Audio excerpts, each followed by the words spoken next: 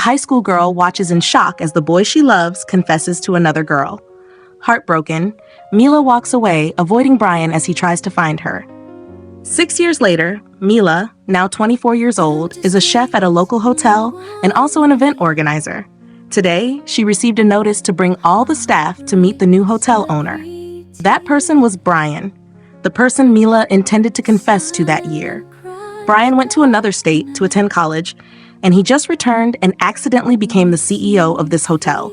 Brian stood at the head of the room, his gaze locked on Mila, and he stormed out of the room angrily. That year, the person Brian intended to confess to was Mila.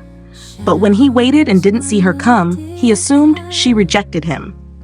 Brian demands the kitchen, where Mila works, prepare a special meal for his inspection.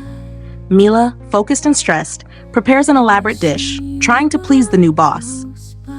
Mila was anxiously waiting for her new boss, but surprisingly, it was Brian.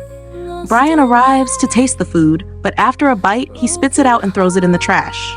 Brian whispers harshly to Mila, asking if she regrets not showing up 6 years ago. Mila is confused, not understanding why Brian said that. Brian shouts at Mila to do it again. If she fails, she will be fired immediately. Mila, exhausted and frustrated, returns home, collapsing onto her bed in tears, recalling the past.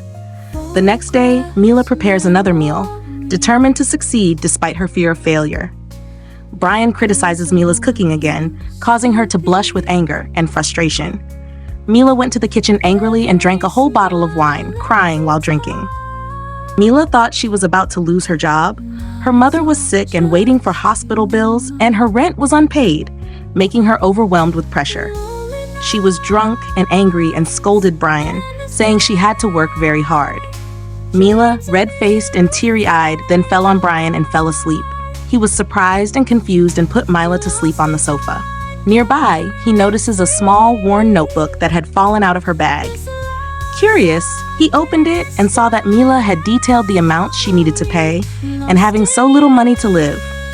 His face was a bit confused, softened, and a bit apologetic.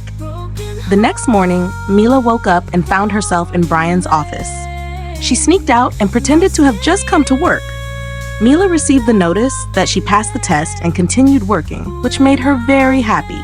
Mila was rewarded by a customer for making sugar-free cakes, which allowed her to have a small party with her colleagues. Brian accidentally saw it and also came to attend. An employee gave Brian some seafood soup, but Mila quickly stopped him, causing her colleagues around her to wonder. She shyly said that there was shrimp in it, and their director was allergic to shrimp. She quickly explained that she accidentally found out the day before when taking a cooking test. Brian knows Mila remembers his allergy to shrimp from high school. Coming home, while Mila was taking a shower, she heard the doorbell ring. Brian arrives at Mila's home unexpectedly, seeing her in a bathrobe, both embarrassed. Mila invited Brian into the house, and she hurried into the bedroom to change. Brian notices his old baseball bat in Mila's apartment, and suddenly smiled. Brian approached Mila and asked why she still remembered that he was allergic to shrimp and now still had his baseball bat. Did Mila like him? And if so, why didn't she come to the meeting place 6 years ago? Mila was about to talk about old stories, but a doorbell rang, breaking the romantic atmosphere.